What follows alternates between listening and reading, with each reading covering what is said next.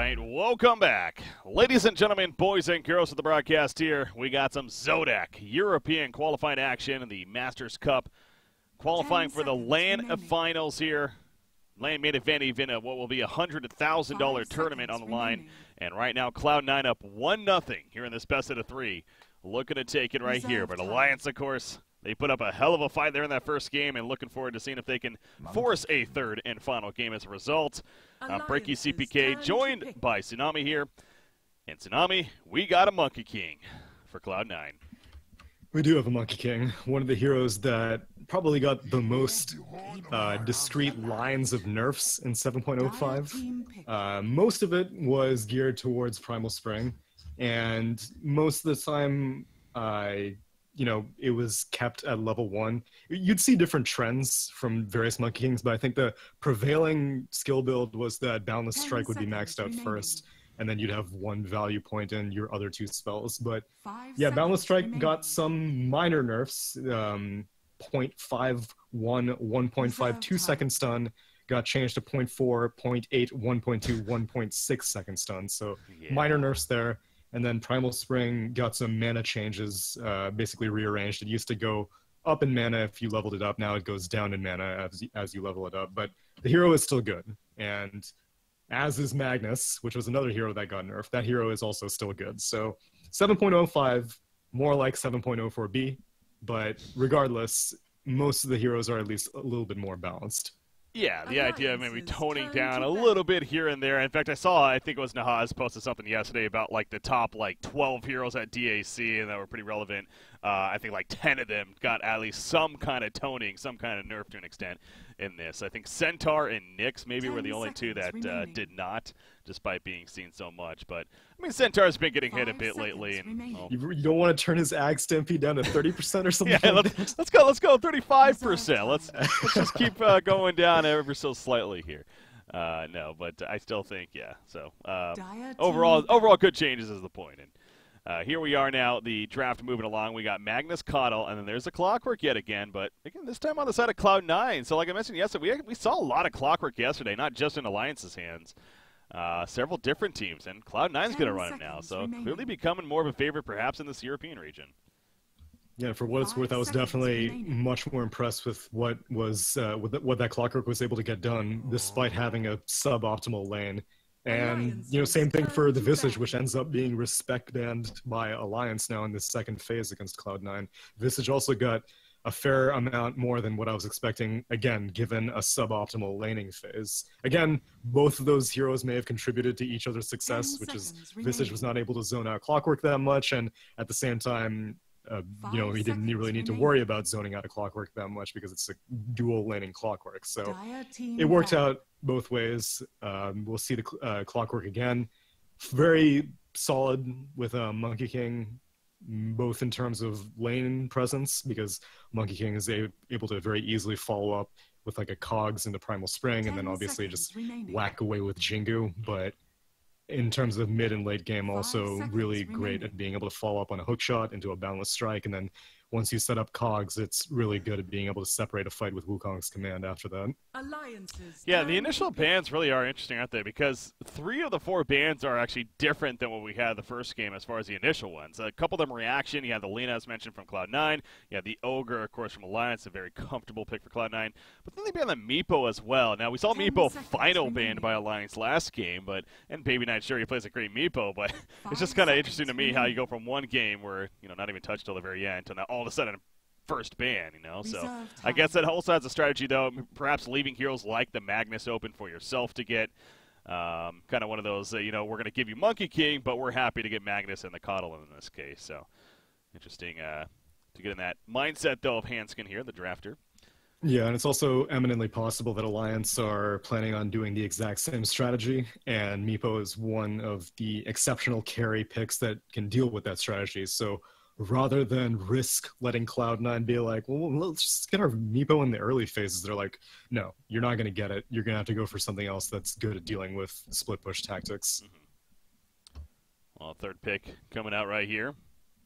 Minute 20 remaining. Oh my God, snap. right! You know, I kept meaning to bring New this hero up. pod champ. I kept meaning to bring this up because the idea that he was introduced and what were the chances we were going to get to see him, and, well, we get a Treant Protector here in game number 2. I'll be damned. Treant Protector did not receive, so typically whenever a hero is finally introduced into Captain's Mode, they'll receive, like, a pretty, like, nothing too substantial that will, like, completely change the face of the hero, but just enough nerfs to be like, yeah, he was a little bit too good, but now he's ready to be put into competitive hands and put into competitive lineups. So he got a Leech Seed nerf. The slow is a little bit slower. Overgrowth actually got a pretty heavy nerf. It used to be 70 seconds flat cooldown. Now it's 185 70 seconds. And seeing as how Treant Protector is not like a Midas builder or anything like that, it usually is a bit of a struggle for him to hit level 18. So that's a little bit of nerf. And the last one was a base move speed decrease of 5. Now, all of that, sure, is difficult for a Treant to deal with, but his main strength is his laning prowess, and Nature's Guys didn't get touched at all. And one of the biggest issues that everyone has is getting bashed from the fog. And so Treant Protector is still great at doing that. And moving forward competitively, it seems like iStrugg will keep that strength of Treant Protector to, you know, add a little bit of spice to the laning phase. I love it. I love that we get to see such a different hero now. As far as his role, where do we think he's going to be here? Is he going to be that 4 position perhaps, or? Yeah, most of the time, at least in the pub games that I play and have seen, Treant Protector is usually migrating from lane to lane underneath cover of guys. He has a fairly high move speed increase, 10, 18, 26, and 34% as it levels up. So it's very easy for him to just move around from lane to lane. And since he is passively invisible as well, it doesn't really matter if you're like spending a lot of time because you are kind of like a Nyx assassin in the early phase. You're like, am I safe here or am I about to get punched by a giant tree? So it's a big threat factor for the enemy team to have to deal with, because like if you don't see him, you have no idea where he is, and your supports really don't want to have to spend a bunch of sentry wards like all over the place just to protect your lanes. So it's very irritating for an enemy team to have to deal with in terms of just like the mental damage. Interesting development here now. We're kind of caught up with the Treant for good reason, but Jakiro was the response from Cloud9. I mean, that in itself not the most popular support option lately. And then there's the Troll Warlord yet again coming out for Alliance, so they want to go with the similar idea here, and almost worked for them last game in the comeback even. But Jakiro for Cloud9. Yeah, that is surprising.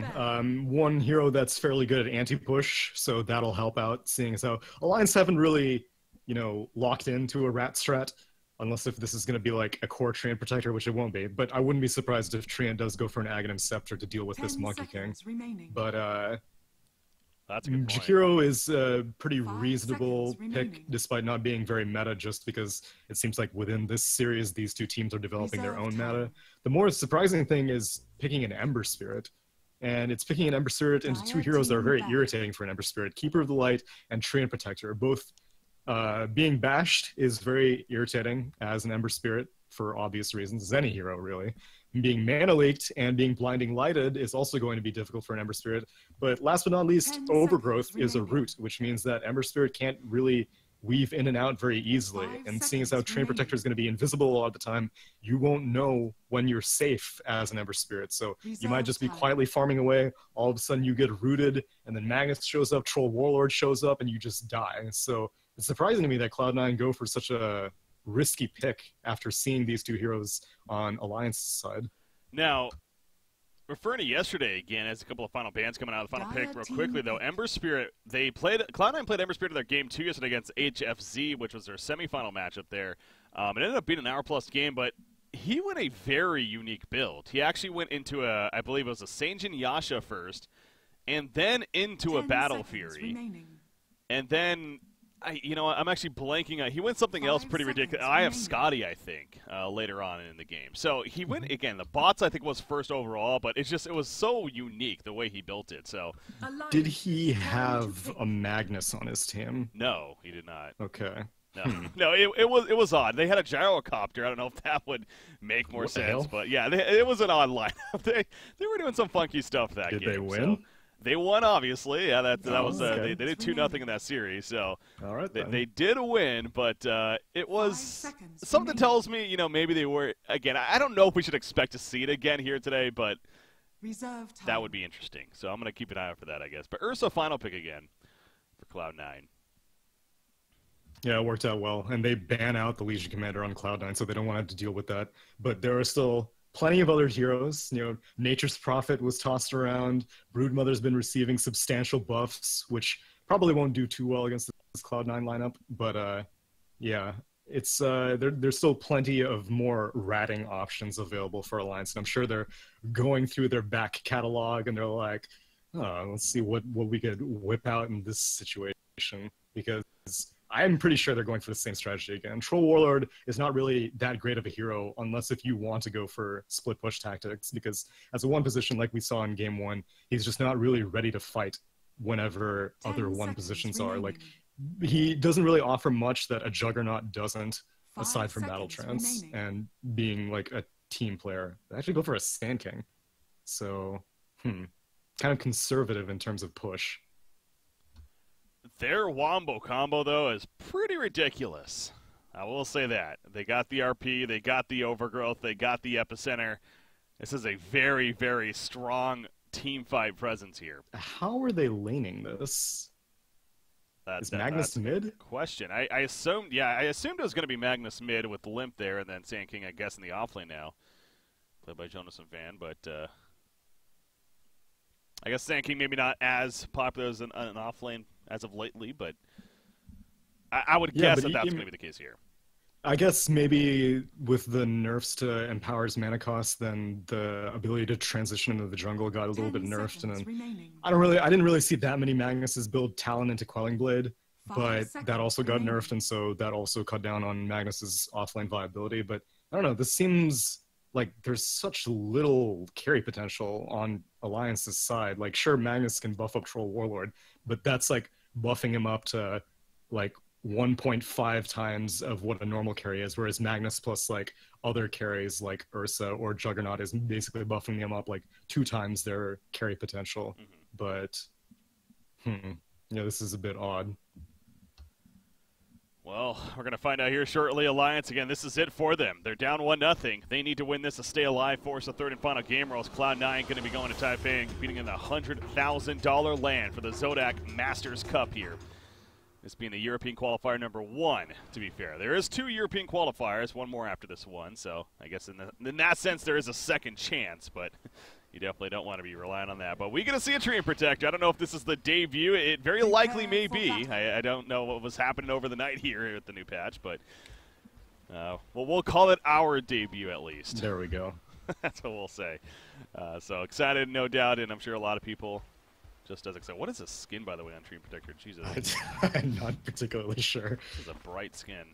Yes, it is. Very it looks beautiful, though. Yeah, it's... All Look right. at that plumage.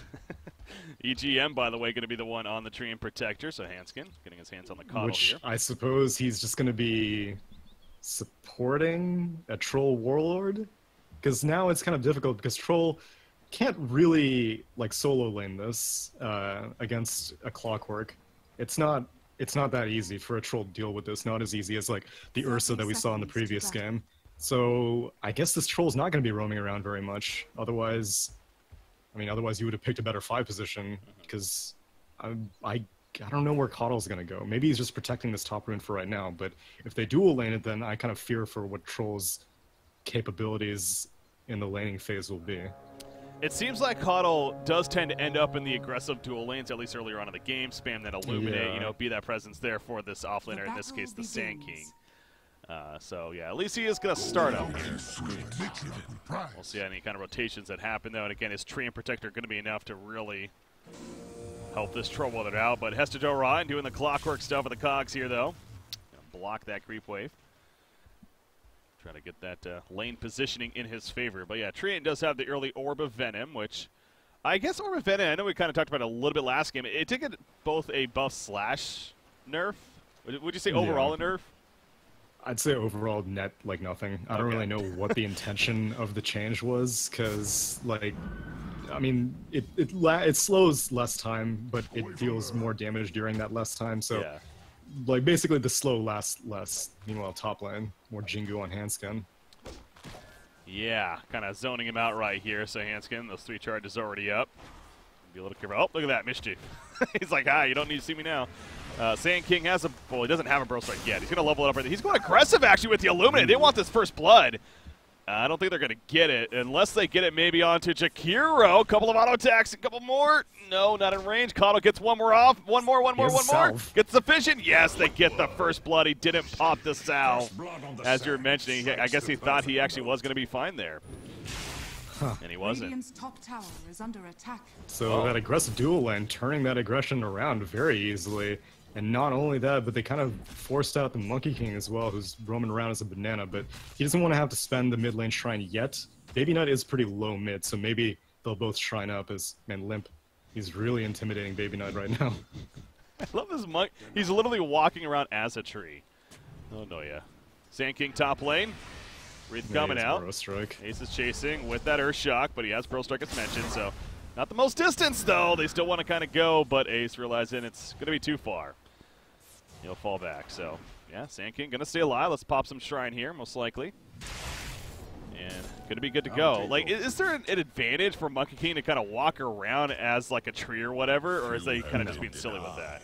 It's mostly just being silly. Like, the advantages are that you don't draw creep aggro or tower aggro, but, you know, when you're in your own jungle, there is no incentive. You're just slowing yourself down and being cheeky.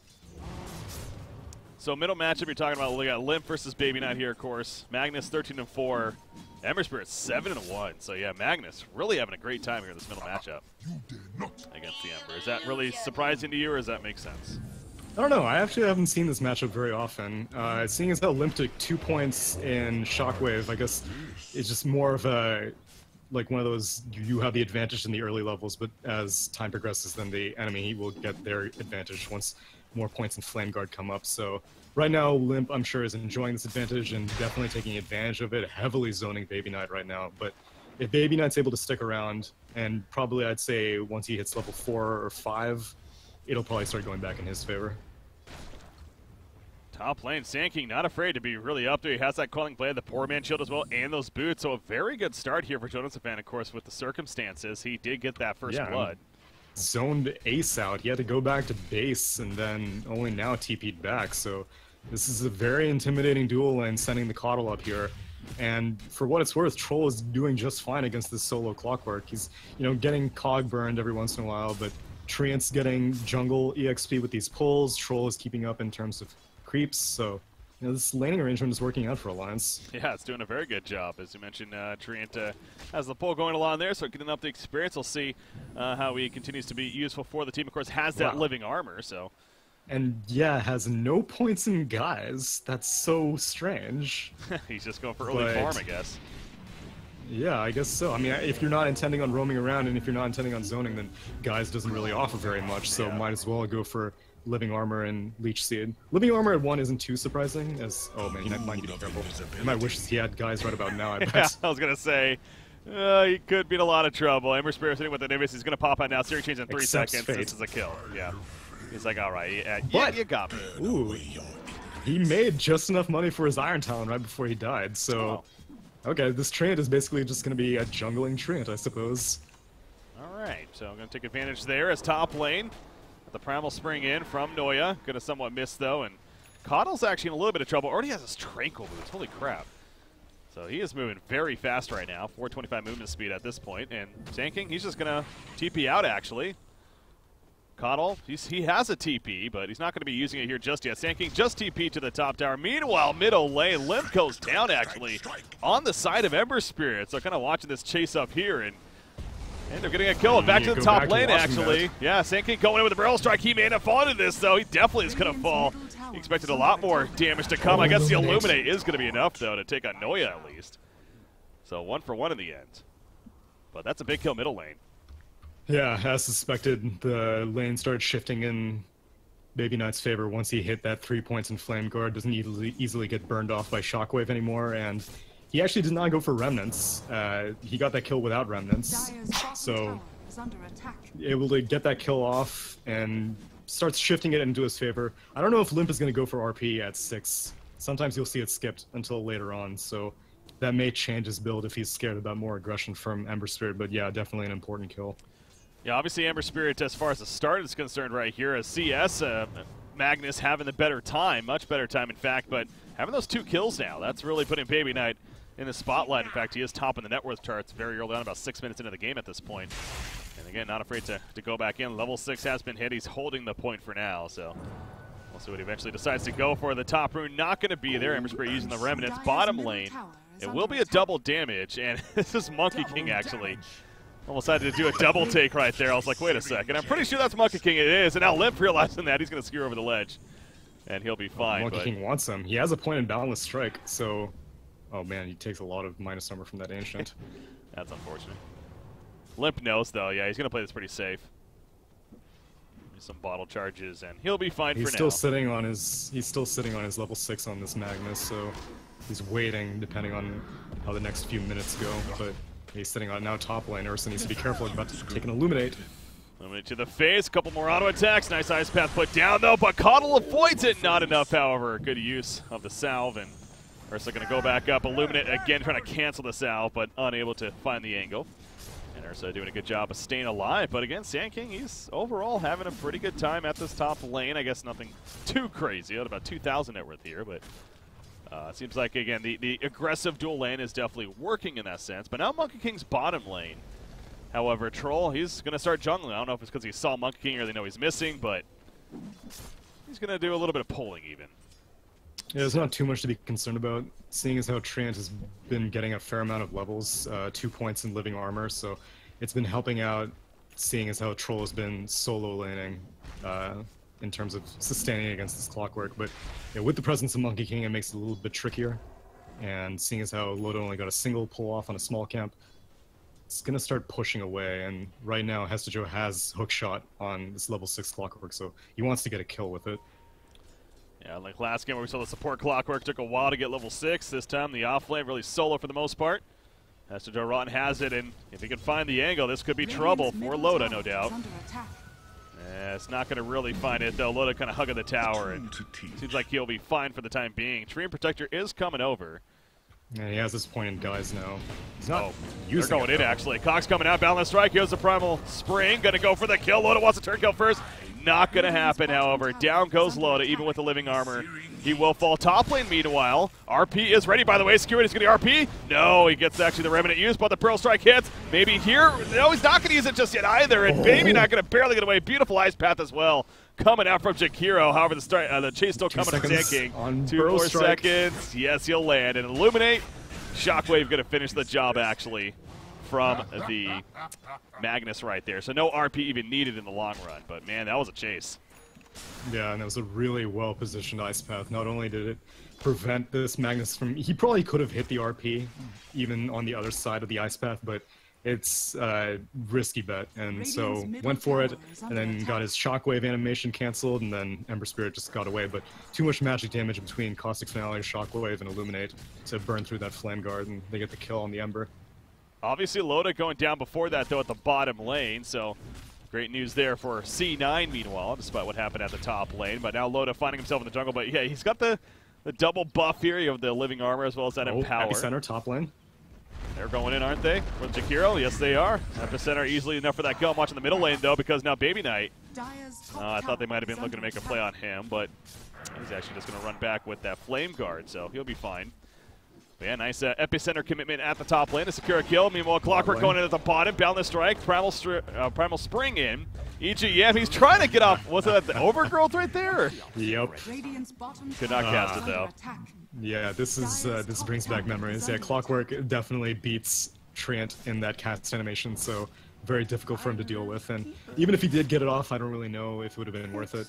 Again, like we said, that was one of the nerfs with Tree and Protector being added to competitive. Now it's a 100-second cooldown, and it doesn't look like Alliance feels like team fighting anytime soon, so it's not that big of a deal if you had to spend it, but yeah, it does hurt. Noya, he's scouting out the Troll Warlord here in the jungle. Gonna put down a ward, actually. It's a very aggressive ward here, so they know Loda's been here, but again, he doesn't really have support nearby. Clockwork's still bottom lane. Jakiro's kind of been soloing the top lane meanwhile. He's just getting some solo experience. He is level 6 as a result. Ursa kind of transitioned mid a little bit, but now Ursa, well, actually, you see here, Troll War, they're going to be gone. Unbalanced strike initiation. They go in with the Remnant. Searing Chase does not catch, though. And Loda will be able to make this game. TP's coming in. Monkey King needs to be careful about going too far right here, as does the team of Cloud9 as a whole. And they're going to fall back, actually. Yeah, not the best time for the Monkey King to jump down. Clockwork had hook in about 7 seconds as they were starting that off, and if they had gotten the hook off, then they would have almost certainly gotten that kill. And I guess part of it came down to some unfortunate RNG. Baby Knight's Searing Chain's not able to connect, but Loda gets out, and bottom tower of Radiant goes down as well. Clockwork, hook shot catches Limp. He'll skewer him in, though. He says, that's exactly what I wanted. Overgrowth coming out, but the damage follow-up not really there, so maybe not exactly what he wanted, but at least he makes the escape, as there's 3 heroes at the top lane instead. I wonder if that skewer broke the trees that EGM was hiding in, because they didn't get a bash on the Clockwork as he exited out, but good point. even if they did, they probably wouldn't have gotten that kill. No. And Alliance are going to transition that into a tier 1 push on the top lane, but it looks like C9 wants to contest. The bash, there's no bonus damage from it, right? It's just simply the stun, right? Yeah. Top tower does go down, though, in favor of Alliance. Sand King, he's going to be dusted. The Sandstorm not going to save him right here. Remnant in, over Pearl Strike away May. Goes for the TP. Oh, that was so close, actually. But Baby Knight, enough damage to secure the kill in the end. So good find there onto Sand King, kind of slowing him down a little bit. He's been having a pretty successful time at the top lane. Obviously with the tower push. But yeah, a lot of movement coming out from both sides. I mean, Ursa's found himself at the bottom lane for a while, and of course they push in the tower even down here. So Ace, he's which is doing pretty good. Very surprising to me. I don't know what EGM's like. Living Armor's on cooldown right now, and that makes no sense to me because your mid-tier 1 tower is like near death. You need to be healing that up because half the advantage of picking a Treant Protector is that you keep these tier 1s up forever, and the enemy team has to commit to like a 5-man push to start taking them down because you can't just send one hero, chip it down, and then keep on chipping it down, and then eventually it goes down. No, you need to commit a full 5-man, but EGM's just walking around with Living Armor off cooldown, and if Jakiro starts heading over to the mid lane, then I wouldn't be surprised if this tier 1 goes down, which the tier 1 bot already went down, which is also immensely surprising to me. But I guess you can get one excuse, but letting that many tier 1 towers go down is not really worth it if you pick a Treant Protector. He just put it on right there, but I'm with you. It kind of almost makes you wonder if EGM has a lot of recent experience playing this hero in general. I mean, because, yeah, it's 50 mana, but, you know, there's no reason for it to be on cooldown, it feels like. Right, and a lot of the times, like, whenever Loda was getting ganked in that bot lane, like, EGM wasn't hugging the tree lines, which there's no incentive not to. Like, you should constantly be... Oh, bot lane. What does the Van Pearl Strike do? But the Wukong's command is up. He's going to Primal Spring in further, and Sand King gets hook shot. I mean, he was never getting out of there. He just kept chasing. He wasn't, but a Blink Dagger reveal, a hook shot, and a Wukong's command all for a Sand King kill, it could have been worse. Yeah. Thinking the bright side, Tsunami. I like it. That's true. Jakiro, again, continuing to be at the top lane by himself, and he is going to be found this time. Ice Path goes with the TP, but the Overgrowth will stop that. And they just give the kill to Troll. He put down the Macro Fire just to maybe even get a little bit of farm, I guess, before he goes down. But yeah, well, what about this decision, too, to also just keep Jakiro kind of solo up here, give him solo experience? I guess as a support, he is a decent split pusher and can be all right for that, but... Yeah, the most surprising thing to me is now Baby Knight kind of zoning out this Limp, but Limp's pretty tanky now.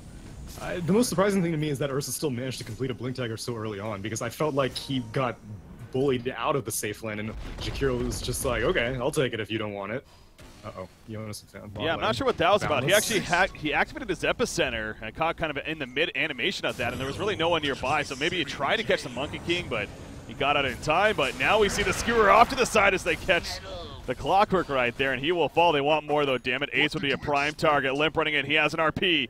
It's going to be a big time to use it. He's going to use it right there with the port in from the tree, and however, no Overgrowth. Is it enough damage to follow up? The seed is put up, but Ace, he'll pop that in rage, and he'll be fine, actually. So a lot committed right there and not getting the kill. Purged off all of that. Purged off the Mana Leak and the Leech Seed, so Ace got out of that pretty scot-free. Only having to lose the Clockwork for RP and a 5-man rotation is pretty good for C9. Coddle Spam out the middle lane. He's almost level 10 actually. Kato prioritizing a 4-staff here. Obviously Clockwork perhaps a big reason for that. Yeah, that's pretty much the entire reason. Because now Joe might need to be careful.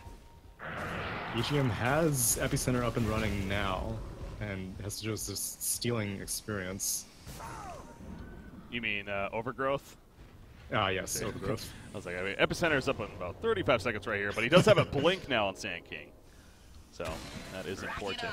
Yeah, we want that Wombo. I mean, again, we know Alliance has this potential, but now RP being down for 56 seconds, and Epicenter still on cooldown. There's going to be a fight. The hook shot, he missed, though. Hit the creep, actually. And now, oh, he's getting pushed and pulled every which way. The Wukong's command in the background, though. That could be the deterrent. C9, they're still looking good. In comes Baby Knight, the Searing Chains on a Troll Warlord, but at what cost? He's being bashed. However, he gets an ice path. The Macapire on top. Liv having to skewer away defensively. He goes down, and they get the kill on Troll Warlord as well. A double kill for Baby Knight. And again, a case of Alliance kind of spread out, and they want more. Hanskin is also in trouble, you're right. The Blinding Light, though, will save him. And now Ember Spirit could be dying as a result of this. Oh. Yeah, he's dead. Maybe? Oh. Yeah. Somebody. He had spent all of his Remnant charges, so his only choice was to TP out. Didn't work out. Burrow Strike cancel. So that's actually not the best exchange. I mean, they did take down 2, but it should have been 2 for free. Yeah. Wasn't expecting the raindrop on the Keeper of the Light, and then Living Armor after that just means that you can't really burn through it if you just have Flame Guards. So a little bit overplayed, but they got the 2 cores. They got Troll Warlord, they got Magnus, and again, like we've said before, Alliance does not have the best late-game carry potential, and Ursa, a Monkey King, and an Ember Spirit will easily outcarry what Alliance has to offer right now.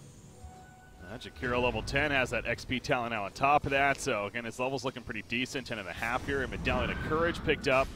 Troll is going for a solo Roshan, though. They did smoke him in here. He has the Living Armor. Ooh, now, Kato might have shown that, because he kind of ran up a little bit, did an animation.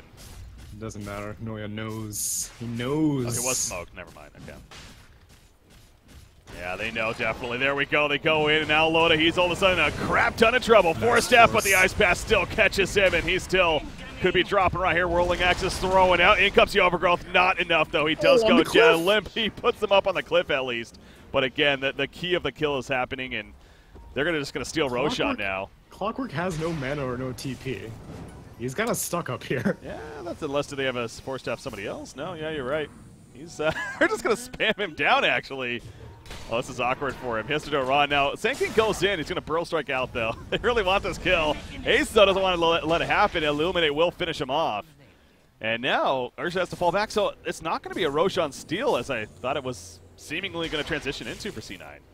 Yeah, unfortunately, that cog kind of repositioned the Troll so that the Remnant combo didn't really work and the Primal Spring didn't connect.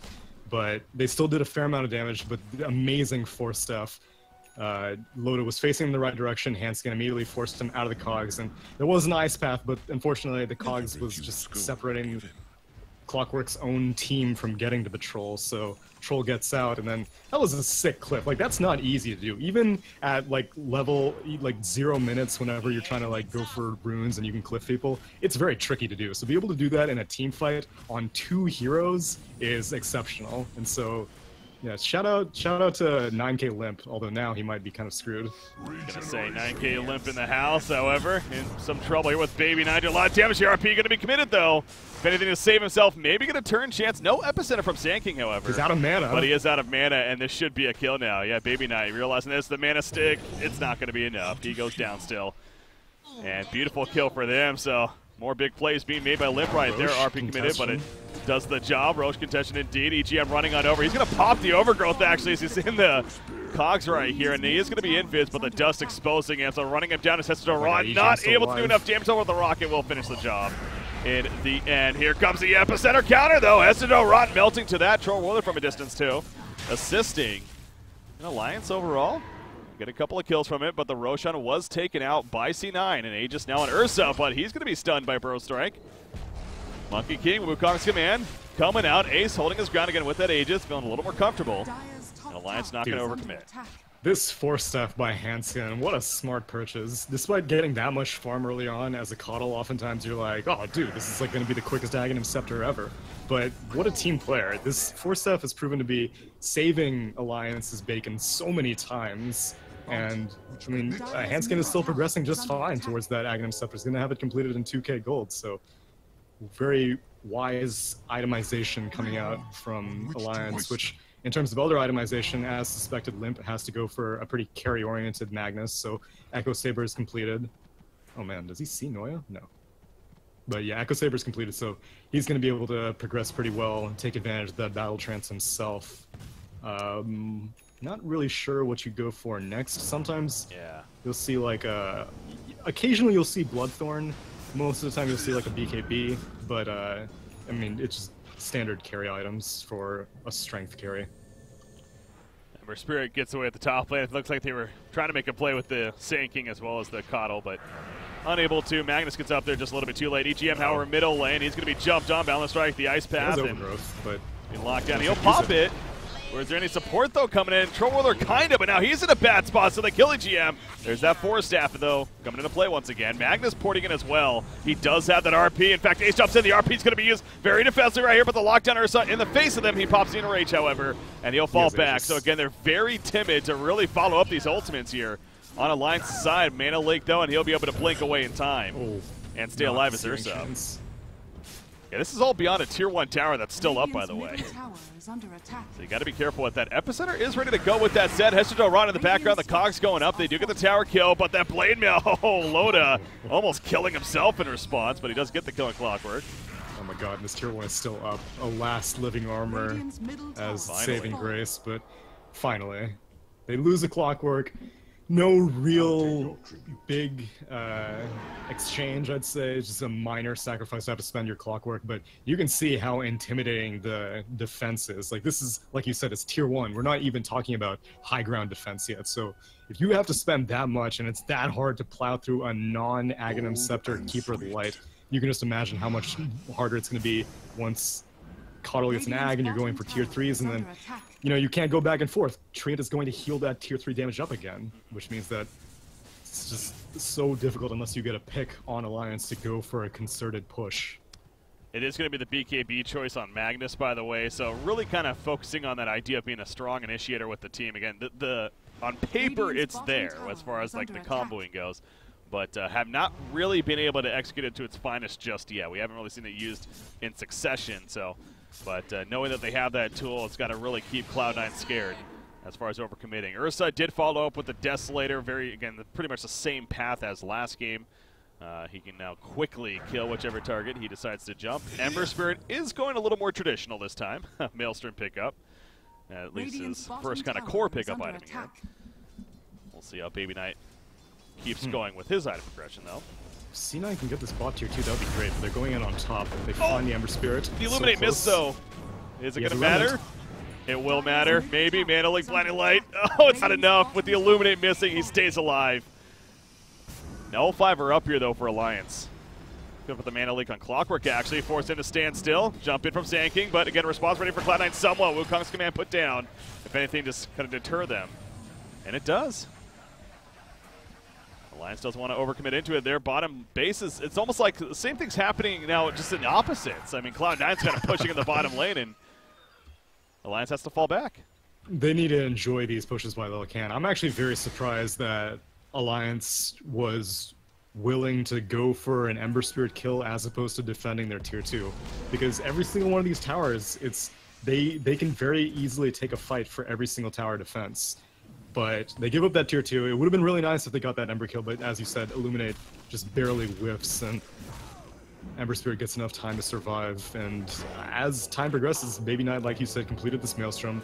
His farming is going to accelerate very quickly, and he's actually going for a Manta style next, which this is part of the reason why you don't really like having to pick a Ember into a Coddle and picking it into a Treant, is because of the roots in the Mana Leak. And so sometimes you'll see Lotus Orb. If it was just a Coddle, then you may have seen a Linken's, but against both these heroes, I guess Manta style makes sense. Lotus may have been like equally viable, but seeing as how he's building a Maelstrom as now Limp, oh, he's found. He is found, and he's going to die very quickly right there, and there is some support nearby, but in fact going to be exposed. EGM, he's dusted, he just pops the Overgrowth. Another very defensive use of it. There's that hook shot. Again, support kind of nearby, but the Ice Path catch again, and down goes Treant. Now they want more. Sand King's also going to get caught. He thinks he's safe. No, he ain't. Ace just pounds into him with a couple of auto attacks, and he's dead too. So just like that, 3 kills in favor of C9. Just saw how quickly they can pick them off. Huh. I think that was the dust that was used for Treant Protector That caught him. that just caught the Sand King. But Right. yeah, like there's no reason why he shouldn't have been seen, but I guess it wasn't that dust. And now it's another push. With Caudle being up, they can discourage a tier 3 push, but this tier 2 is going to go down for sure with this Desolator on the Ursa. Oh, his Mana Lake will deter it again. Caudle, one of the champions as far as holding off pushes right here. Yeah, I guess that will be enough. And now Treant will be able to heal it back up. I guess Treant respawns like really quickly. Does he have a respawn time talent? No. Just 2 mana regen. So.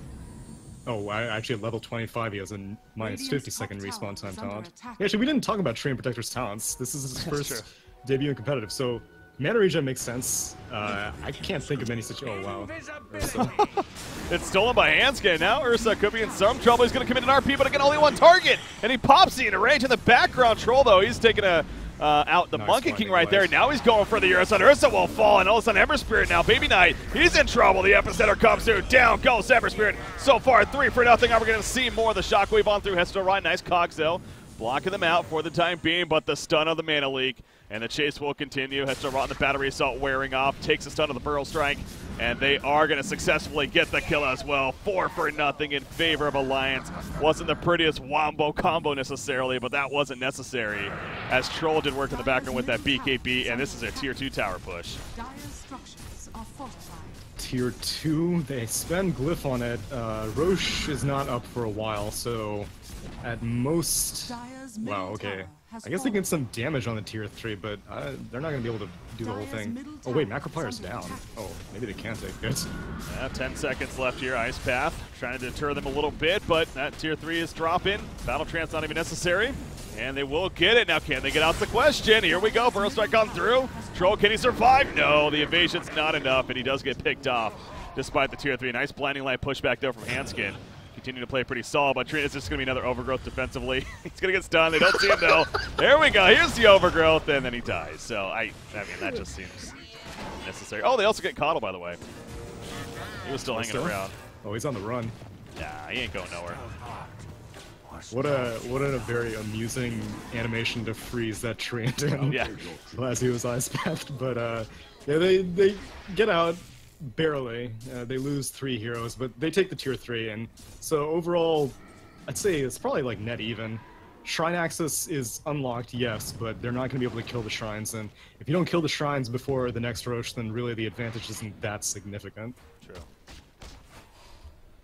Well, the rest do get away. Troll's going to be up in a couple of seconds right here, and so this is where he's going to change it up a little bit again in the past, and actually he never ended up going that Morbid Mask here. He ends up passing that up, and now he's instead building a Lincoln's as far as his, at least what he has queued up here on the Troll Warlord. Is there a reason why Lincoln's what he's looking for here? I can't think of a single good reason to build a Lincoln's. I'm with you. I was kind of looking at that myself, and it's like, is this really a game that Lincoln's is He may have necessary? misclicked something. I'm not buying that. There's nothing. There's literally nothing. He just bought something. I didn't catch what it was. Blink. There that is his literally blink, not okay. a single. There's not a single targeted spell on the entire side of Dire, and nor do they have any targeted items that would get blocked by Lincolns. They're smoked up, by the way. They recalled in the Troll. He did just get Blink, so that's his item for now. But yeah, we'll keep an eye on that. Something tells me that may not be the case. So they want to jump right here. Everything is ready to go. Is this going to be the moment that Alliance is looking for as far as Wombo Combo? Clockwork. He's got now a lot of pings. They're going to find the Clockwork initially. Here we go with response. Noah, he's ready with the Wukong's command. No, he's going to be chopped down. And Monkey King's going to be killed right off the bat. Now will they get more? The Burrow Strike completely whiffing from Tona's fan, but I guess a distraction if anything. Clockwork, meanwhile, does fall. The RP used right there, and he goes down. Now Jakiro dealing with these bashes of the Troll Warlord. He will also fall. And you see Ember Spirit. He's just running away at this point. So Ace, he manages to get away, avoids the Overgrowth. And he steals the gem of Caudle, so Ace gets out with murder. But oh wow, the rest of his team does have to pay for his sins, and so Caudle goes down, 3 heroes of Cloud9 go down. Roche, unfortunately, it's the latest possible spawn, and so it's not going to be up. Unless they can get this kill on Ace, though, then it's totally worth it. Yeah, he's kind of been trying to prevent that blink from happening, but in the end, it's not going to be enough time for his team to get here. And that'll be the end of it. But here goes that Shrine kill as well. So, yeah, losing the gem does hurt, but they get the Shrine kill, and Roshan is going to line up pretty well. There we go. Right into the pit. And there we go. Look who's here. Bot lane is pushing by Baby Knight. Like you said, it's a deja vu, except opposite way around. Unfortunately, Ember Spirit is not nearly as good of a pusher as Legion Commander Troll, so he can do a little bit as the rest of C9 stall. As now has to Joe. Hook shot. He's going to go. He's like, screw it, I'm just going in. Maybe try to go for a steal right here. Blade Mills put up. He gets the steal. The edge is picked up by Hesito Ron. The skewer out from Magnus with the BKB up. Can they kill him again? Probably. But he's already done a job, definitely. Hesito Ron, is he actually going to survive? I mean, support is coming, including Ace. On that Ursa, he's ready to jump back in. He's going to miss with that Urshock right there. Troll, though, going to be rooted in place himself. There's the BKB Ace, and he turns and looks at EGM and drops him in a matter of a second or so. Ember Spirit going in further as well, but now Baby Knight overcommitting. He's in trouble. He gets the Remnant off in time. Nice ice pass with the Macro Pyro as well. The buyback from EGM with the Overgrowth, but damage already done. Troll buys back even. They are really committing to getting kills right here. Can they actually secure them? Nice Blinding Light with the Mana Leak, by the way, stops Ursa, and at least going to pick him off, it looks like. So they do get something when it's all said and done, and perhaps a little bit more as Clockwork. That Blade Mill's not going to save him there. He, too, goes down. So Limp with a double kill. And Alliance, I mean, they have to make something out of this because that was 2 buybacks, including the Troll. What do they do, though? Are they going down middle? Trying to push down mid. Yeah, all their heroes are up. It's not too big of a deal that Magnus is low. The main thing is that, oh, they need to stick around this. Oh, it's daytime. Never mind. It's daytime. Who cares? You can do whatever you want, Alliance. Well, they do have a RP ready to go. Not really the biggest follow-up. Epicenter and the Overgrowth are currently down. Yeah, get a buyback out of Ursa. Now that might be enough to discourage them. Nope. He's going all in, baby. At least for the range tracks right here. Wukong's command. Always tough to fight into, but Blinding Light and with that BKB of Troll, again, Loda's not afraid to just pop that simply to get buildings. As he does, so. Yeah, unlike last game, there's nothing that he needs to be concerned about to stun him through BKB.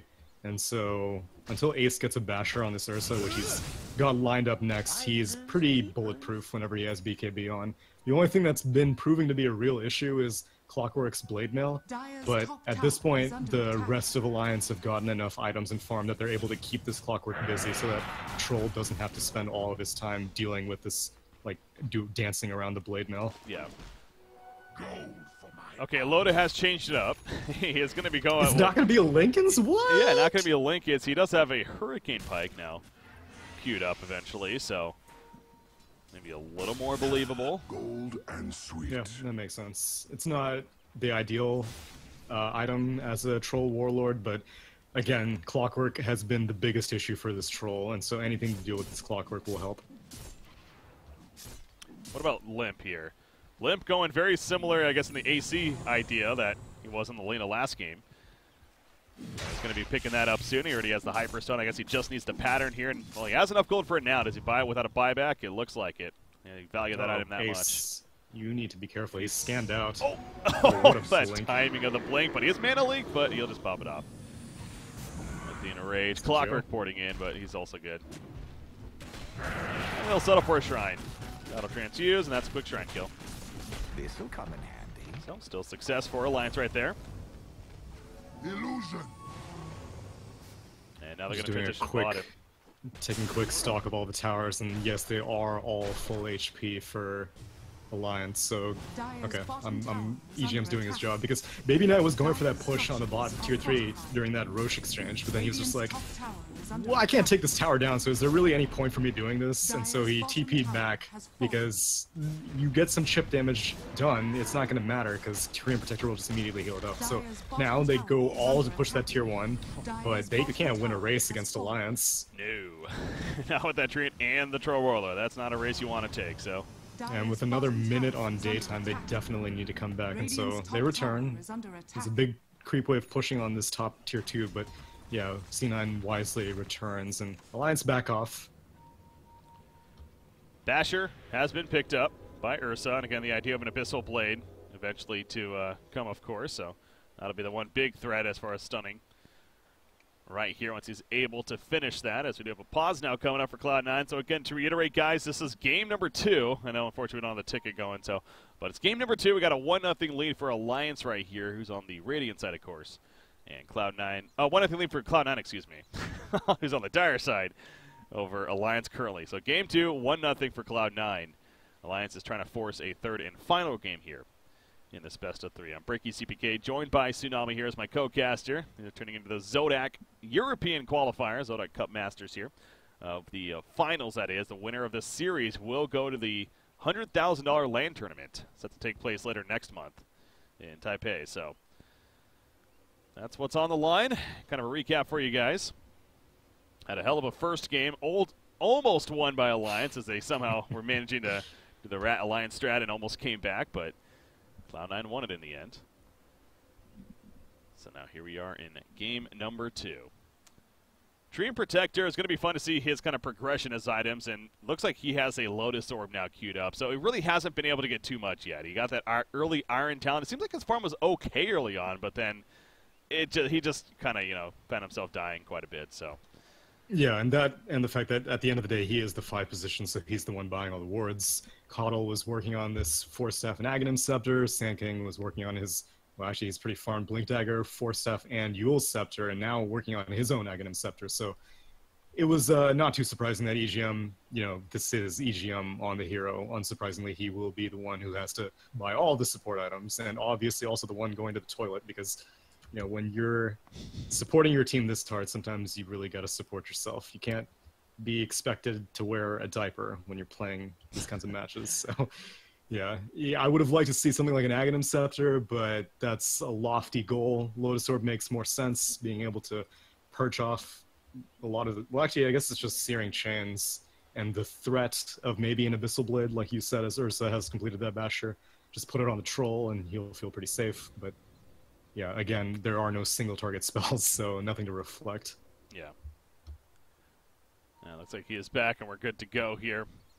Yeah, curious with Dream Protector now in Captain's mode again. Captain's for the first game that we're seeing at least. It's the patch been out less than 24 hours, so there's like a chance it might be the first overall game he's actually in competitive Dota 2 right here.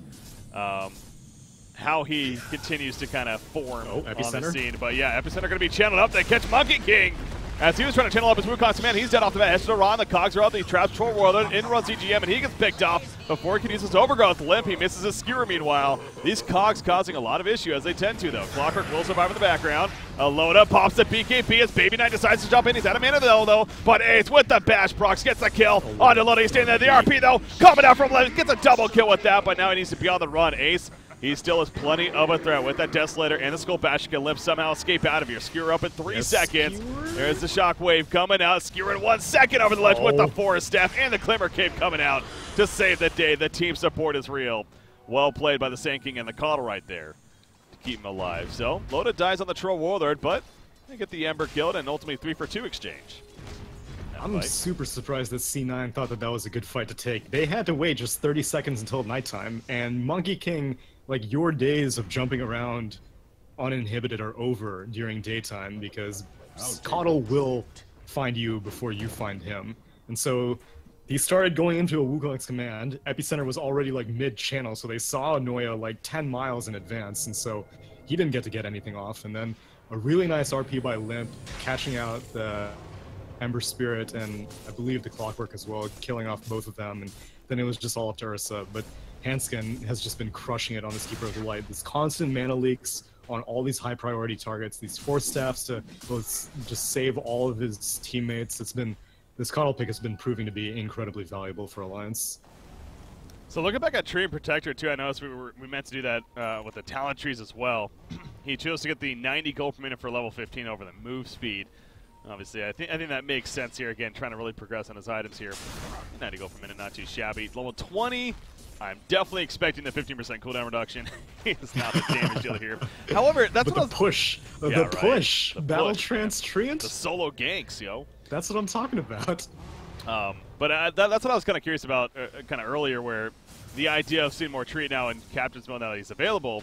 are we possibly going to see somewhat of a semi-carry Or build Treant? coming out? Yeah. Dude, that would make me so happy. That would be immensely satisfying because I think one of the most prevailing clown builds has always been Radiance Treant, and it's not bad. It's actually reasonably good.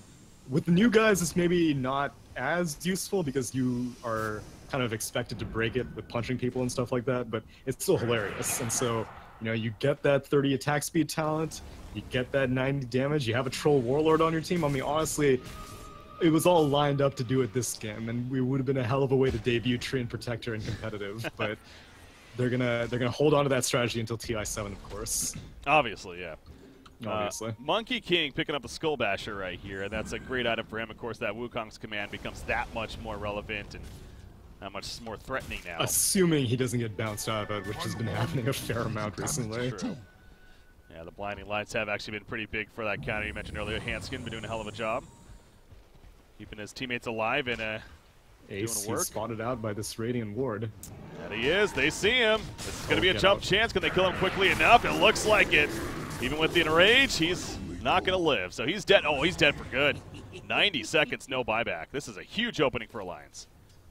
Yeah, bot lane's pushing out pretty well. Clockwork can toss some flares, but it's not going to do very much. Now the question is, how much does C9 believe in their push? I would not. Yeah, I would not I would either. absolutely not against this again. Oh, wow, they're going in. Jump on a limb, but he's just skewery. He's like, yeah, I'll bring you with me. Blade Mail's up. Then the background troll goes right for Jakiro, by the way. The Bash Rock's coming out, and down kills Jakiro off the bat. He gets a buyback. Oh, Ursa just got his buyback, by the way. So he's coming back up. The Wukong's command put down by Noya. Nice zoning right here. And Baby Knight jumps in. The RP in return, though, with the Overgrowth coming out. EGM may fall. This is going to be set up, though. Sand King will go down. And Ace, the buyback, definitely being worthy right here. He gets the one kill, chasing further. Blinding Light pushback, though. What's up here? Oh, he actually TP'd out in time. No, he's up here. Never mind. Limp is still trying to run this whole time. No, he's going to be rooted, though. And now he's dead for good. No TP for him. Man, if Ace didn't have that buyback, that split second, I mean, I'm sure it was probably planned by him. Like, he was like, okay, I'm this much gold away from buyback. That's probably why he was farming the Ancients, but he got it, and it worked out. Another Tier 3 defense solidly in the favor of Cloud9 for the cost of one buyback.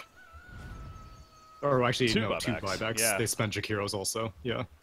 Jakiro using his, and then... Yeah, Jakiro didn't even get his macro fire off initially in that fight because, again, Troll just that was his main priority right there. Went right for him, so... in fact, what do we think about that? If you're the Troll here and you have a target to choose, like, is Jakiro the target? You think that makes sense? I guess you can kill him maybe quicker than others, but... Yeah, I don't really know. Because even that, like, Jakiro has Solar Crest, he has Yules. That's a difficult target for a Troll to kill. And in Game 1 as well, Loda was bullying the Ogre Magi. Like, every single time, he would just start fervoring his ass off on Ogre. And I'm like, is that really the best target? But I guess the idea is that if you are... you know, zoning out the supports, then you're not taking that much damage because the support isn't doing that much damage to you. And so, oh, now he's getting chased down. Ember Spirit does damage. BKB activation. Yeah, Loda's not afraid to use these BKBs, man. Down to 5 seconds. Though. He's not TPing, and he's just keeping on running. He's going to get caught. He's dead. He doesn't have a buyback. Oh, okay. Well, I guess hook shot, so that's probably why he didn't TP. Yeah. Oh, yeah. Hook shot. Yeah, I mentioned that Basher was the only thing, but no, hook shot is also BKB TP canceller, so two things that you need to be concerned about, and so that's why I didn't go for it. Now Ace might need to be careful, he's in vision. This would be a nice counter kill because, again, no buyback on Troll Warlord right now. They need to find an opening right here to, or kind of give them some breathing room, but it's not going to happen. In fact, they need to get the hell on out, and Hanskin's not. He gets caught. He has a blinding light. Glimmer Cape will be used. He's going to escape for now. Here comes that dust finally. South? Yeah, no, he didn't get over the ledge on the overgrowth. Another force down. Oh. He's going to live. Beautiful escape from Hanskin. Obviously, great team support, and he makes his way out. Another Glimmer Cape just in case. Beautiful play.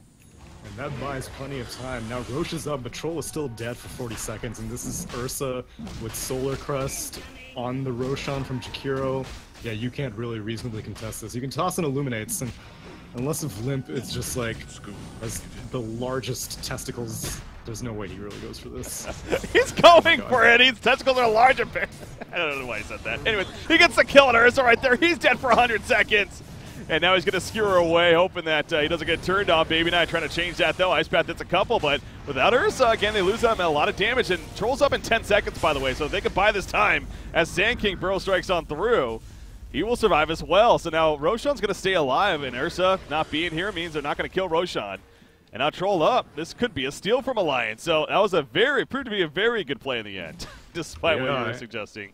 And C9 completely has to reset. I guess part of the problem is that Clockwork didn't have hookshot, and with that being like a BKB Magnus, you can't really stop him. They didn't have, like, I'm surprised that Monkey King didn't react sooner, because, like, I would have felt that you just put down a Wukong's command and just be like, okay, this is a big don't enter the Roshan pit territory. But he was just kind of sitting on a tree, and Coddle completely saw him. So, yeah, Monkey King didn't really discourage this Magnus, and that's what I was assuming would happen. Now they need to be very careful, as Ursa does not have buyback. He spent it previously. This tower's getting pushed. That it is. That's going on at melee racks. The Ice Path put down, but again, no Ursa. A lot of damage nice being lost. Skewer backwards. He does not have RP, but Jakiro should be a pretty easy target to take out right here, as he is. He's dead for 100 seconds, remember. No buyback for him either. Pop the Link is in the back on an Ember Spirit. They're going for tier 3 bottom. They're going for the bottom melee and ranged racks. This could be the beginning of the end for Alliance at this rate.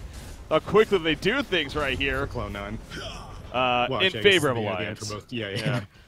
2 racks is pretty handsome, and C9 does not have the best team at dealing with, like, Megas, which Megas aren't on the table yet because there's still a tier 2 top remaining. The game isn't over quite yet. No. I'd say part of the next few plays will come down to who has buyback, because right now we've been seeing cores not having buyback whenever they die, and that's been pretty valuable. Alliance got away with it because Limp was able to make that amazing play to snatch that Roche, but yeah, you're not going to be able to get away with not having buyback on Troll moving forward. Ember Spirit, really haven't talked too much about him lately as far as progression goes. I mean, obviously he's level 25. He did go those 2-second searing chains talent at level 25, and he is working on a full-on Mjolnir now. He did choose to go to Lincoln's himself. Yeah, you can see how much he's had to itemize to stay alive. Like, Manta-style Lincolns usually want to have to just go one or the other, but he has to go both because there's just so many things that he has to be concerned about with Mana Leak and then purging off Mana Leak whenever he finally gets hit by it, because Chakra Mana Leak is just like a 5-second cooldown, I think? Yeah. 4-second cooldown. Yeah, so you can block one instance, you can purge off one instance, but another one will come, and Ember Spirit does not want to have to deal with that, so he's had to itemize so defensively. Oh, tier 2 top, it's going to be taken out. And now the top tier 3 as well as the last set of racks remaining, so you're going to have to hold here for Cloud9 some way, somehow. Jakiro has Macropire. They'll just, I imagine, toss it down, or they'll just burn it with Ember. Level 25 Troll, though, with the Aegis Eagles. I think he has some BKB. Remember, he's going to pop it right here. Very early, as he's been doing. Lotus Orb on him in the background, though. Clockwork cogs are up, but he gets skewered backwards. And he's going to be stun locked down to death right there. He has a buyback up in 60 seconds.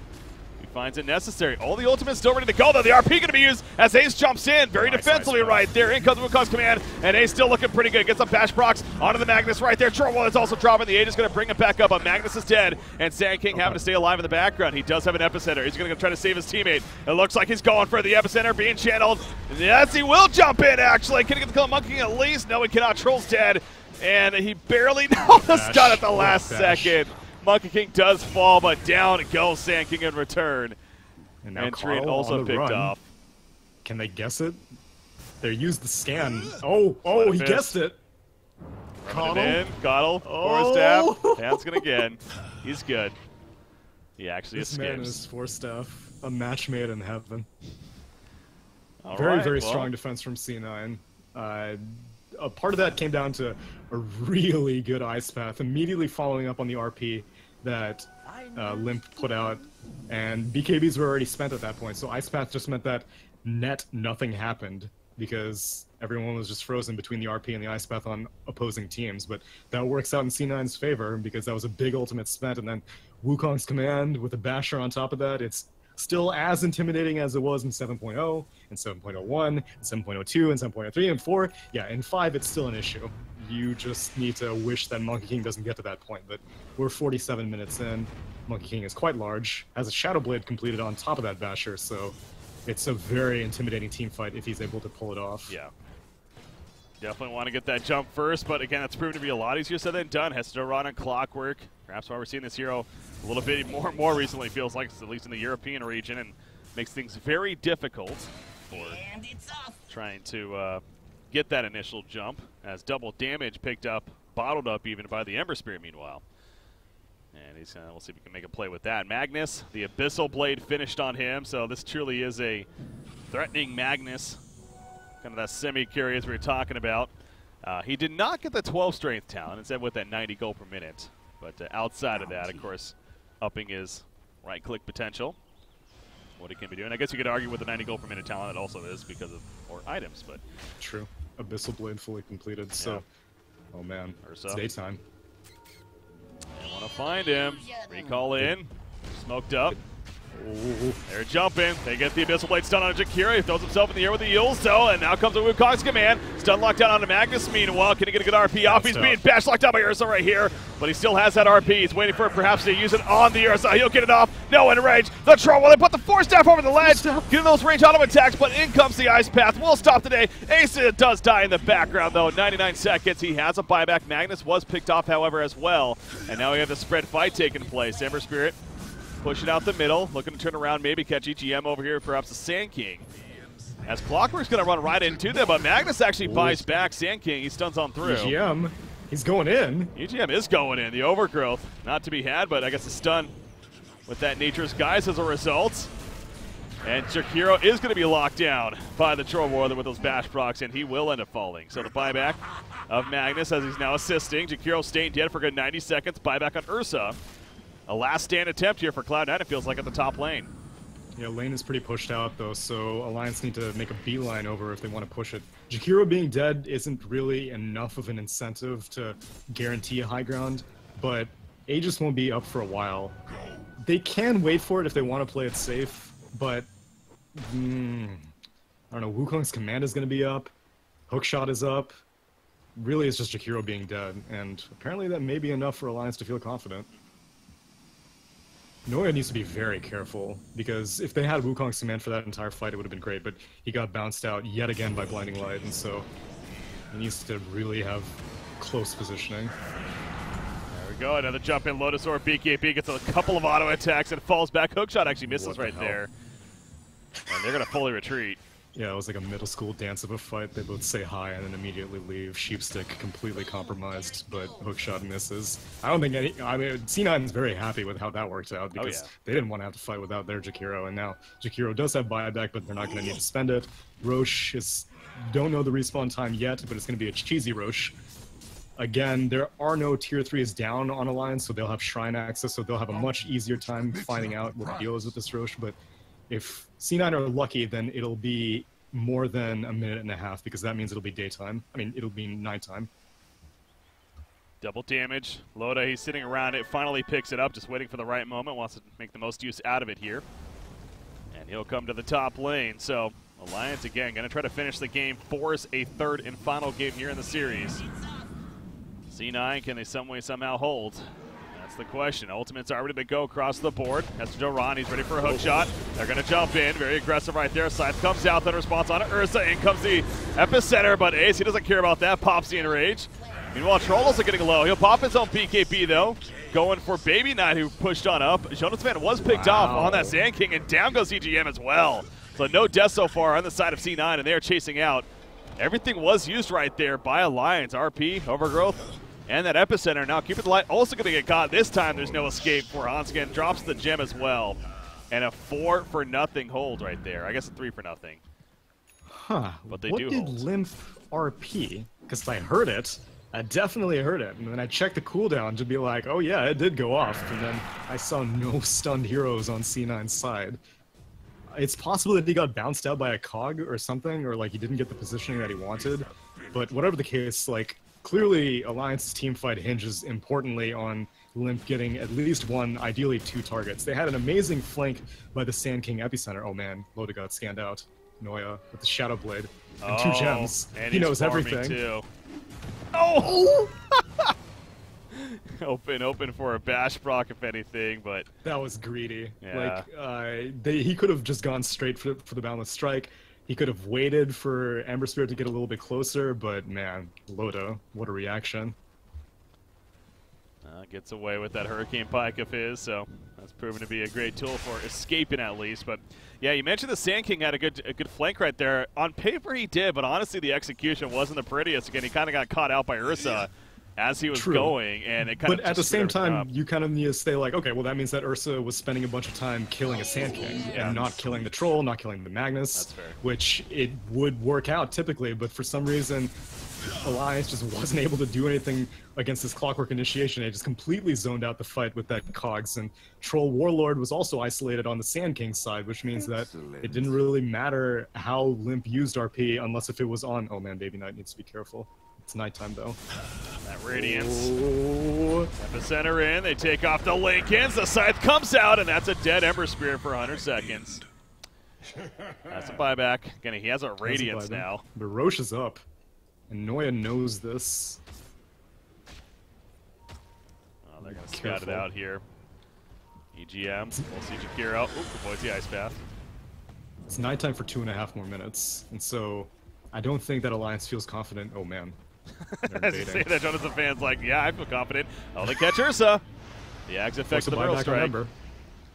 Yeah, that's now Alliance all of a sudden thinking about turning around, but Limp's like, never mind, we're going to go in. The RP, he catches 2 actually. In comes Clockwork with the Cox, and Ace is staying alive for the time being. The Shiva's popped right there as the Pearl Strike comes through, but now the Enrage is up, and down goes the Magnus. Meanwhile, Troll Warlord, as where is Troll Warlord? Troll was way back here. He's just running actually this whole time, realizing this is a lost cause. Run, King also gets Troll, picked run. up.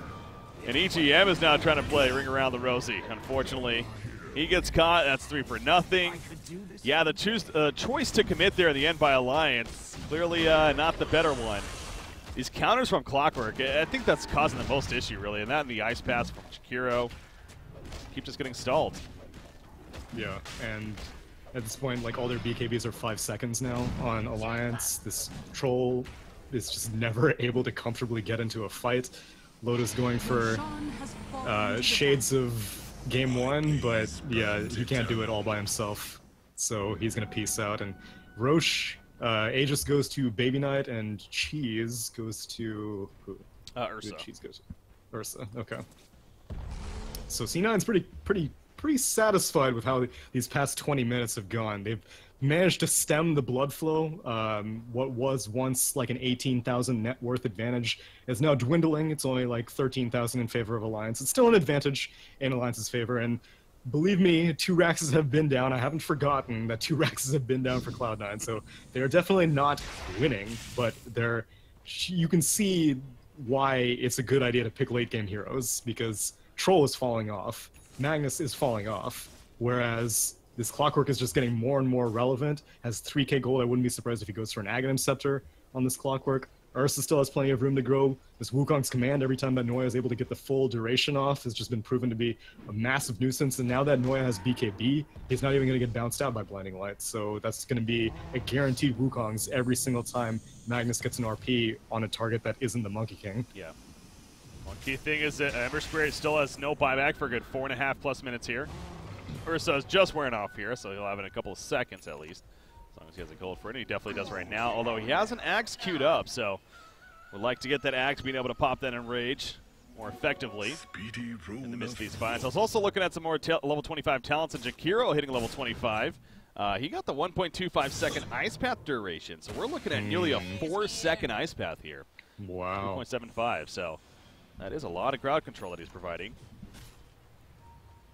Yeah, a negative 50 respawn time would have been really nice, but C9 feel pretty confident. I mean, it's not critical for a Jakiro to be up for a high ground defense, and really, if you lose one more fight, if Jakiro dies in one more fight, like, I don't think Jakiro's going to get picked anymore. Jakiro's either going to die in a team fight, or they're going to win the fight. And so I can understand the logic between going behind Ice Path. Now, they're smoking up, but this isn't a great time, because not only is it daytime, but your top lane's getting pushed out. So someone needs to defend it. Looks like Baby Knight's going to do it.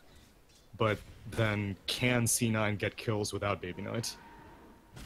Alliance basically falling back as they smoked up right there now. We're still not done just yet as far as not being caught. This is risky. Very risky. Ace, he's creeping on in. They see See each him. other. There we go. They jump in. The Abyssal Blade initiation. Sand King. Is he tanky enough so far? Looks Jesus, like it. The living Ice armor Bath. keeping it alive. Finally goes down. And there is that Ice Bath duration. Yeah, he was locked down forever. That dude was like Beastmaster roared, except like from like 1,300 range away. My God, that's disgusting. I think this is the first time I've ever seen 25 Jakiro. But yeah, pretty hilarious. Now they're gonna go for a high ground push. Sand King has buyback, and again, it is daytime, and so unless if you have a pipe on your team, you can't really reasonably expect to go through this because Coddle also. Oh, actually, he hasn't hit level 25, but he's about to have plus 200 illuminate damage and heal. So, yeah, that's not easy to push high ground into. It's not. That's where it's such a troublesome spot for C9. It feels like it's the fact that, you know, they are making a bit of a comeback here, and they're clearly winning these fights. The damage output between Ursa, between Ember, and even this Monkey King is becoming quite the threat. But are they really going to be able to push into the base? They need to get kills. They can't just push straight up into them, even with an Aegis. Exactly. They're not going to be able to siege. They need to basically just force out a fight. And thankfully, that's Clockwork's specialty, is to be like, oh, you guys want to fight? You guys want to fight, like, underneath their tier 4s? So don't worry about it. I'll make it happen. You just sit tight. You give me some vision, let Monkey King get some vision during at nighttime, ideally, and you let me handle the Keeper of the Light. Bottom lane, somebody's being recalled in, actually. I think it's the Sand King, but Ember Spirit, he gets back before they have the chance to jump him. Treant would have left open with an overgrowth. He's running on in and going to spot the illusion starting to push out now. So not going to get that chance. Good reactions from Baby Knight there, picking up that something was happening. The spider senses tingling. And he has that Octarine core now finished, and Mjolnir in the works for him. So pretty built up Ember Spirit right here with that Octarine, the Radiance. A lot of split push here. And it is hard to jump in. Having slot issues right now, if anything. Maelstrom's backpacked right now because of this Aegis, and so once he completes this Mjolnir, I don't actually know if Ursa will give him the cheese or not, because Ursa's also having slot issues. He has his Aghanim Scepter completed, just wants to make enough money for buyback, and he might buy it now. Yeah, he finishes his Aghanim Scepter, so backpack's the cheese. But man, Ursa with an Aghanim Scepter is so difficult for Alliance to deal with because they are very burst oriented, and so usually you get the RP onto the Ursa and then Troll Warlord just goes to town on Ursa. But now Ursa's going to be able to enrage out of RP, and not only does that mean he can walk around and do stuff, but that also means that he's taking 80% less damage. And as it is, Alliance has been struggling to get damage out, so Ace is like nigh unkillable right now. Feels like he is definitely difficult to be killing here, so it's going to be a very tough task to truly finish this game for Alliance.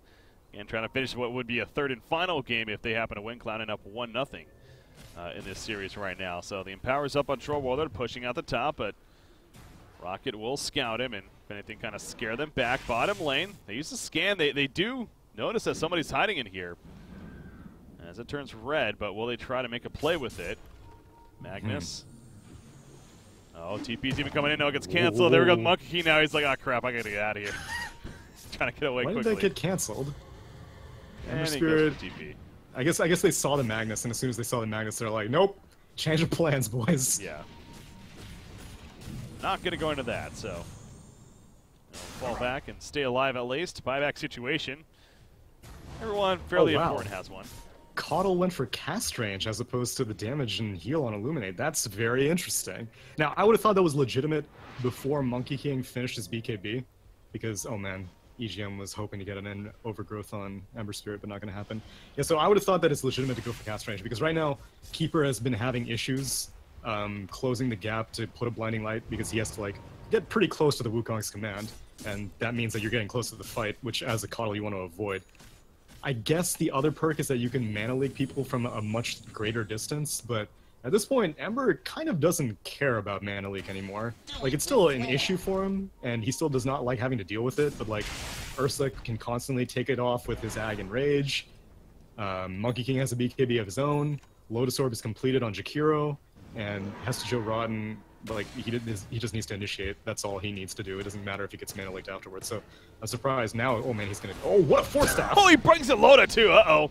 He just recalled in loaded. That time was so awkward, and now he's going to get caught. You'll step in there. This is the pick that they're looking for. He would have a buyback if he dies right here. He's going to pop the BKB, though, and they have to fight. EGM, meanwhile, gets the overgrowth off just barely, but he will get picked up. If anything, playing distraction for the troll, who cannot escape. He gets caught over here, and he will end up dying to the burn. So 2 pickoffs. Treant does not have a buyback. Again, though, Troll will, though, but man, that timing was just so perfect for Cloud9, if anything. That 4-step was just pure comedy, like something you'd see out of a cartoon where you are just walking around and the monkey falls out of a tree and you're just like, oh god, what the hell just happened? Yeah. They panic, and at first I thought that C9 was kind of screwed, but I mean, Monkey King is not the be-all, end-all to the fight, and if you see a Monkey King fall down and immediately 3 heroes emerge out of the trees after that, you're like, yeah, okay, we cannot take this fight. Now, Troll can buy back, and thankfully, Coddle is still alive. Sheep. Oh, they see Noya with this Illuminate. Yeah, Noya. He's got to be Needs careful to be about careful. that. And Lep's going to go in. There we go. Cut down the trees, skewer it backwards.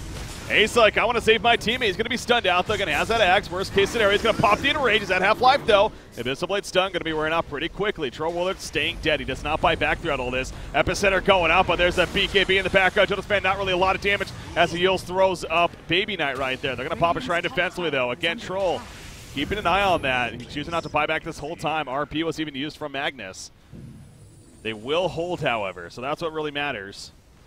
And not necessary for the buyback there. So well played to pick off the Monkey King and then actually hold them from actually pushing with just 3 heroes. Yeah, that was very, very greedy for him to go in like that. Illuminate still, even though it is nighttime, Illuminate still gives vision as it's channeling, and it gives more and more vision the more time is spent during the channel. And so he was weaving in and out and got punished for it. Very well played by Lim to go for that skewer and immediately discourages this push. And whatever tier 3 damage that they did, as we can see, it's getting healed up by living armor. So you can't siege. You need to win a fight. You need to win the push. Well, again, grouping out from Alliance. Very, very timid game. What was a fair amount of action throughout earlier parts in this game. Now that we're over the hour mark, game 1 an hour long. Game 2, 64 minutes now. So we're having quite the series right here. I wouldn't ask for anything better, though. Obviously, 2 solid teams going at it in Alliance and Cloud9, and a $100,000 land spot on the line for these European qualifiers of the ZOTAC Cup Masters. And right now, Cloud9 up that 1-0, so they have that fallback. But Alliance really trying to finish the job and force the game 3, but just have not been able to. And both teams kind of stuck in this spot now. Alliance can't necessarily finish it just yet. They can't really win these fights, but they are also great at counter pushing again. So another Roshan. They see the flare. They see the flare particles. They know they're going to wait for the flare particles to time out, and then they're going to start going in. But almost certainly, Clock is going to send another flare. There you go. Whoop. Right on cue. Is he just going to jump in right here? No. Well, he said that before, and then That's they go true. crazy. So Yeah, but I was right the last time. The last time I was just like, they shouldn't do this, and then they lost the fight. So I think I'm like 1 for 1 on calls. Or no, 1 for 2 probably. yeah. Shadowblade picked up on Magnus now, actually, so he's going to try to work on a full Silver Edge here. As far as progressing. Did he even sell the Echo Saber? I think he just sold it right there. Yeah. So yeah, he's going to prioritize getting that Silver Edge. Mix of initiation, get away, and having that break effect. Could be nice here.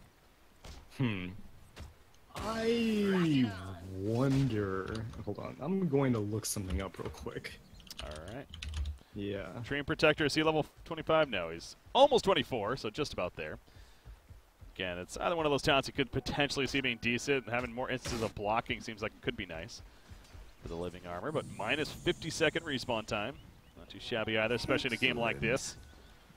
Okay. I was looking up to see if Silver Edge can break Ursa from casting Ag, Scepter, and Rage, but it doesn't.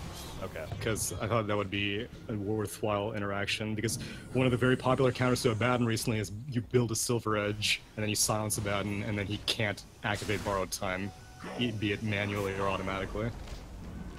Decent counter. Incoming! But yeah, the damage reduction will be valuable this game, even though there's not really any passives worth breaking. But initiation and damage reduction. Interesting top lane right there, Troll. Just farming up, and Baby Knight also goes up at the same time. So in those cases, they kind of say hello to one another, and they both fall back pretty quickly there. So Troll, they're using this recall quite a bit. In fact, they're going to catch Ace, but there's that Nice enrage Lotus immediately, and the Lotus Orb. So he'll be more than fine. And now BKB on Troll Wood is caught in those cogs. 4 step away, though. EGM has an overgrowth. He does get it off. He may end up falling right here, but in comes the epicenter. And Clockwork, no, the cheese activated. He's going to stay alive. Troll picked up in the background, meanwhile, due to the Ember Spirit and the Monkey King. He does have a buyback, but him and Connell are dead. They get the kill on a Sand King as well. The rest are running away for Alliance. A triple kill for Noya, actually. Now, what do? Roshan or push? That's the question. There's a buyback in Hanskid. Ember's going top. Yeah, buyback on Keeper. They still have both their other buybacks if they need to spend them. The Keeper may be enough. Again, like, you kind of wonder if he kind of regrets not going for... Like, you can see the creep wave is surviving as Illuminates. And if you had plus 400, you wouldn't have to deal with that. But I guess with Chakra, it's daytime. He's healing up his creeps. Ace is getting really irritated by this. Radiant's middle tower is under They're attack. going to just run on in. Liquid Fire from Jakiro. Assisting with the solid push right here. So again, do we see a buyback? They do have an RP. They do not have the overgrowth of the epicenter. There's a Sand King buyback. Radiant Glyph. structures are fortified. Fortification. Dire's middle tower is Meanwhile, bottom lane, 4 by the seconds way, until it is nighttime. being pushed in. Treant is pushing in that bottom lane, so they also have to be a little concerned about that. The Ice Path on him. Magnus connects. Again, he has that RP. The tier 3 goes going down. in for the race. Can they catch Loda's him? going in. Dire's Did he go in? middle Yeah, he tower actually has ported in. fallen. You're right. He's ready to go, TP but got canceled. there's a TP back from Ursa. So now he's just going to have to run back the old-fashioned way. Clockwork, meanwhile, trying to escape. Hookshot to something. Not going to be there. And he will end up falling, most likely. There you go. Finally, he's dead, so... Troll with the How does this buyback. always happen? How does Alliance do it? I don't understand. Like, I don't know. It's like almost scripted the way their games go. Like, you couldn't ask for a more Alliance turn of events. They defend it. Their tier 3 does go down mid, and so that means shrines are opened up. But Treant is healing up this tier 3 top, so whatever split pushing damage that the Ember was doing will be mitigated. And no Rax has gone down, whereas whatever was remaining on the bot lane, which I think it was just effigies that Treant was burning through, and then one tier 4 went down to the Troll Warlord's TP. So overall, man, I don't even know who that favors. It's like really, it all comes down to like, so who has buybacks? Yeah, not so much on Alliance side. Yeah, okay. And it's nighttime. But at the same time, it doesn't seem like C9 has the best map vision right now, so they can't get a pick. That's true. Looking at their vision perspective here, and yeah, they have 0 aggressive wards. All they simply have is Monkey King kind of pushing out bottom. You got Ursa doing his thing down here, so not the most to work with. We do see all of Alliance is at the top lane. In fact, Magnus gonna port back bottom and push that out. He can be recalled. Yeah, it's not that big of a deal. Has that Silver Edge completed. I don't really think he's capable of solo picking. I don't think he can solo pick anyone, unless if he spends RP and Abyssal, then he can. But even that's kind of tricky. Huh. I mean, even Jakiro's 2,000 life. Like, everyone's Yeah. pretty bulky here at this point, really on both sides. Look at the life pools and mitigation and everything. So yeah, solo Roche is kills up. prove to be difficult. Roche is up. This is what, the 5th Roshan, I want to say? 4th or 5th at least. Yeah. And it's being poked No, in yeah. by Cloud9. They're Not so gonna- scared to go for it. They put Yeah. one aggressive ward up over here. And they're gonna smoke. Oh man, the Alliance. Are they going for this last tier 4? They're like, you can have Roshan, God, we'll Limp. take your base. Uh-oh, Troll.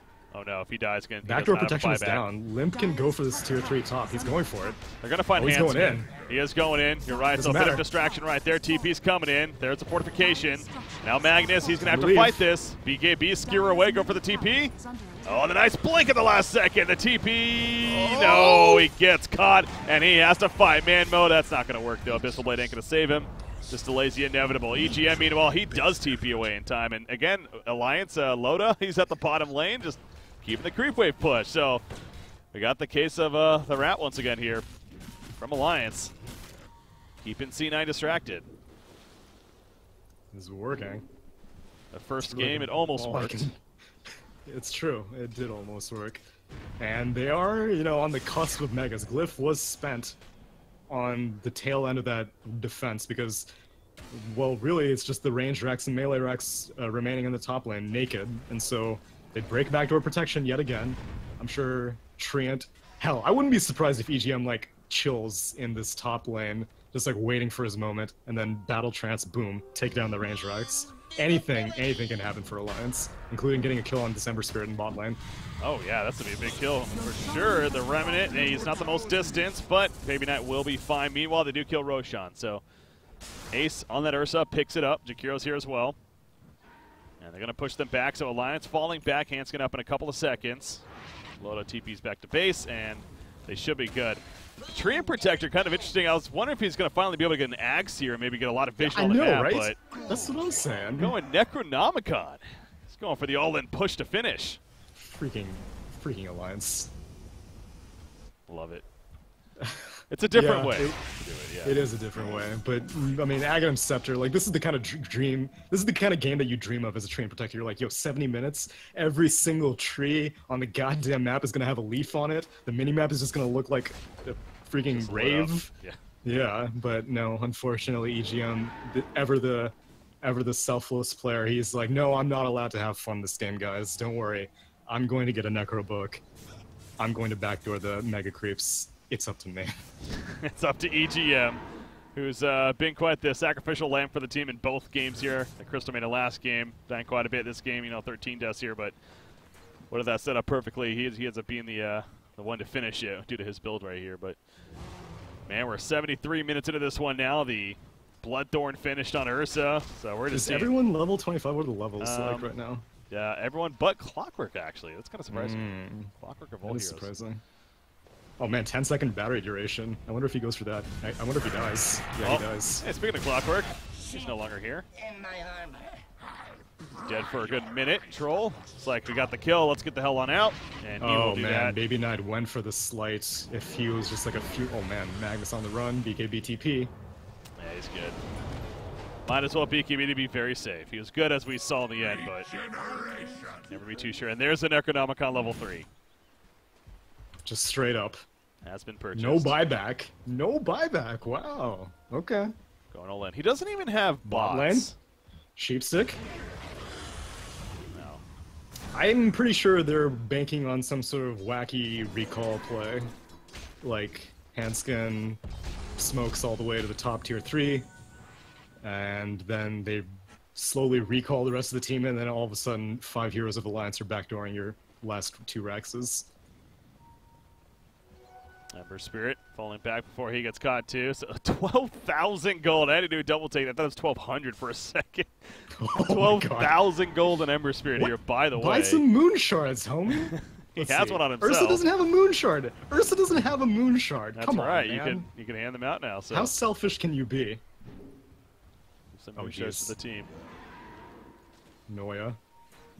Oh my god. He's looking. Hanskin. Somebody's going to get caught. There's a Scythe on Noya, actually. He's pushed back with the Blinding Light. Meanwhile, over here, they also catch the EGM, it looks like. He's going to force halfway. The Overgrowth, he'll survive for now. Noya back to him. He's going to be locked down due to the Troll Warlord Bash procs. He'll be good. Look it up here. Oh my Look god, at the background. Limp's going for the racks. Meanwhile, the distraction just continues. Can they maybe stop? He skewers away. And he's on the run now. Hetzer with the catch, though, of the hook shot. Pops the BKB. Then the skewer not up for another 20 seconds. He does have that Silver Edge, however. How does no one have a gem? They do not have the vision on him currently. Now he has support nearby, so you don't want to go too close if you're C9. And Ember Spirit may have just went too close. Scythe comes out. It's not on him, but Ace jumps into the background. Actually, Bloodthorn, but the Ult Scepter thrown up in the air on a Sand King. Meanwhile, Hans gets caught, forced to have away, not going to be enough. That gem will drop right there. Nobody picking it up just yet, but back over here again. They want the Megas. They get the no, they get the melee racks. They get the range racks. Loda's all in. He gets the Mega Creeps. He will die, but he has a buyback. So Mega Creeps now spawn for Alliance. And Magnus trying to live. He will go down 2. Everyone has the buybacks, though. Despite that somewhat of a hold for C9, not really, because again, Mega Creeps has spawned. Necronomicons take out the last tier 4 now is the Naked Ancient for Cloud9. 3 buybacks are available. And yet somehow I don't feel like this game is any closer to ending. Dire's Ancient It does not feel like it, does it? How much money does... Oh, maybe Knight bought something. What did he buy? Did he give... Ursa No, Ursa still does not have a Moon Shard. Monkey King does not have a Moon Shard. Is there anything on the Courier? Oh, the Courier? Oh, there are 3 Moon Shards. Santa Ember is coming to town, boys! Oh my god, are they all in? I think this is an all-in push. The 3 Moon Shards, they're just like, they're you know all what, in let's do until it. 3 buybacks. There's a Moon Shard for Clockwork. There's one for you, and one for you, and one for you. I love it. Radiant's He's holding a moon shard. He's gonna give that one up right there, I believe, to Ursa. And yep, there we go for the push. So we got a base race on our hands, ladies and gentlemen. Fortification going off. Back to the base of the Dire. You got Monkey King is here, ready to defend. Sand King pushing it in. You got bottom lane, Treant Protector doing his thing, but down goes Special. They're gonna go straight for tier 4. That's the question.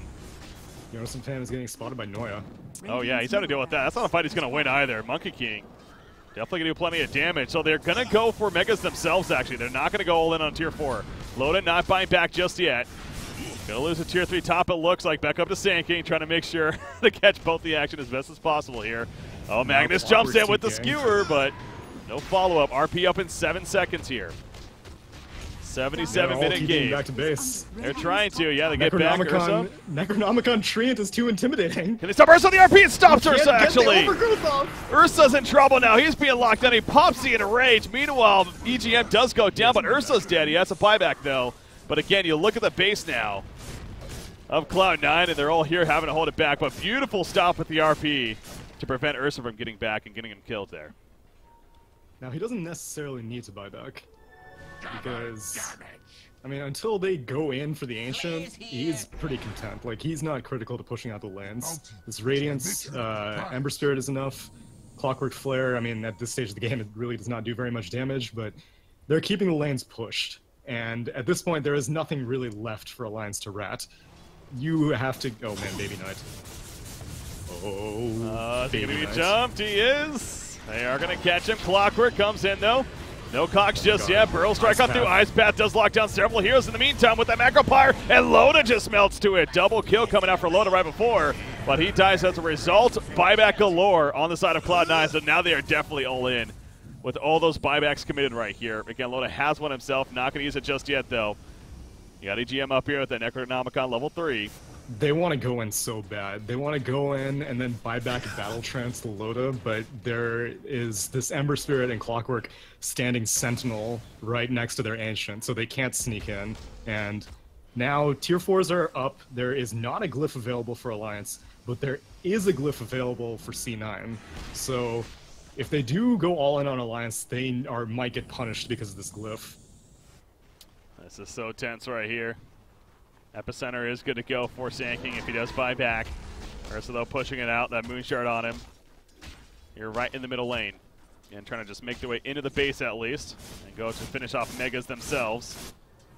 And you have Hester Rotten. Meanwhile, he's just the one sitting back and defending. Everyone is here now, actually. In fact, EGM kind of just creeping on up. They see him. I think they saw him. Yeah, he is spotted, definitely. They're going to see him here. And he is going to get picked off. No buyback, but, you know, it's only 50 seconds. The talent thinking for that. Huh. So, I wonder how they distracted. At first I thought it was the boosted vision from Moonshard, but they all ate their Moonshards. None of them have it, but I guess he was just barely on the outskirt of vision. Yeah, I went to their vision for just a split second, and they clearly saw him right there. So they ping him out and get him killed, but again, he's going to be up by the time they really get to the base here, so... Yeah, and that negative 50 respawn time really kicking in. Does everyone have a Moonshard yet? No, Jakiro doesn't. Yeah, but he needs one. Yo, Mjolnir, Jakiro. Of course this guy needs a Moonshard. Ember Spirit, where are you at? Oh, he has one quick. He has one in his quick buy. Don't worry. He's good. He's got it. Yeah, we're starting to see these late game 80-minute items. This is the 80-minute items coming out. The Moonshards for everyone. The Mjolnirs on your support heroes just for counter push. I mean, this is where the game just gets so chaotic and so crazy. And the Necronomicons, of course, the idea of everyone getting a Necronomicon could be possible here at this rate. Yeah, I wouldn't put anything past Alliance. Top lane, they're going to push in somewhat heavily from C9. They're all up here. Got Monkey King with his own Abyssal Blade, looking for an opportunity. But again, you're still so scared if you're Cloud9. You just can't freely push in. It's such a tough battle. Roshan not up just yet. And instead, Ember Spirit will fall back to the bottom lane and continue to counter push now. I mean, who do you even give the Aegis to? Everyone is 6-slotted. Yeah, I don't know. Oh, Baby Knight. They're going to catch him right here. Is it enough follow-up damage, though? Here comes the Clockwork yet again in response. Baby Knight, the Hex, he's locked down. He's still alive, barely. No, he does go down. No buyback for 130 seconds.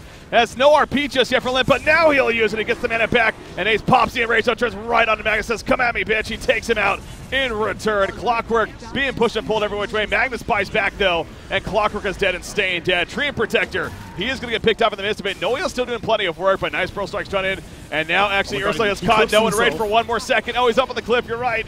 He can't chase, and now they wanted to be able to chase right here on Ursa. They will be able to chase and successfully get the kill. No buybacks in Alliance.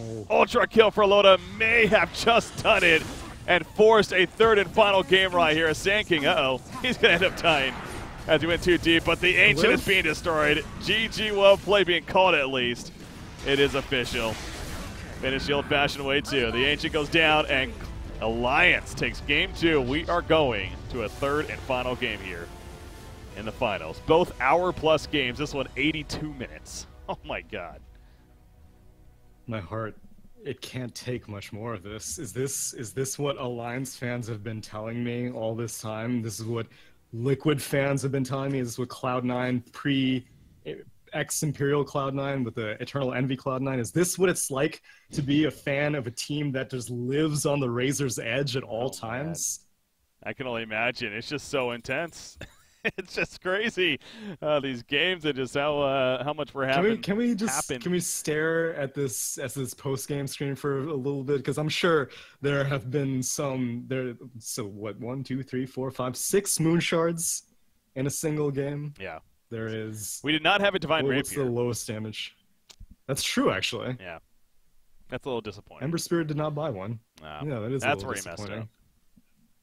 That was the difference. That's right where there. it all came down to. 6 moon shards. Well, so yeah, you're 1-1, 1-1 series, and Alliance proved that ultimately they are the kings of the rat strategy. It did not pan out in game 1, and they're like, we don't need carries to win an 80-minute game. Yeah. You know, Troll Warlord, whatever. You know, Magnus, yeah, he's good enough. Spectre, Medusa, Anti-Mage, those heroes are overrated. We'll do it the old-fashioned way. Ladies and gentlemen, we have a game number 3 coming up. Our finals, a spot to the $100,000 land on the lines. Game number 3. Stay tuned on Breaking CBK, joined by Tsunami. Alliance versus Cloud9 coming up next. We'll be right back.